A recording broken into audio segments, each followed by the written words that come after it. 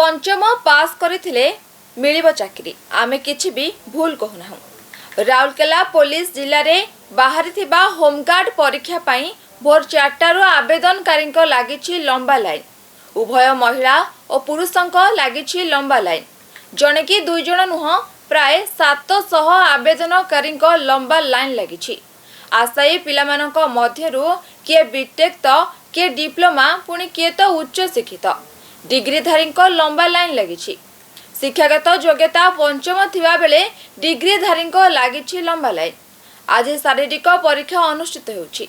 Rourkela reserve पड़िया चली परीक्षा। जून 9 तारिख रे लिखित परीक्षा अनुष्ठित होइतिला। सेथिरे उत्तीर्ण होइतिबा पिला आज शारीरिक परीक्षा देउछंती। किछि दिन तले मध्य समान घटना देखिबाको मिलितिला।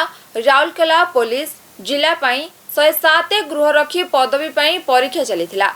9061 जन परीक्षार्थी भाग नेथिले।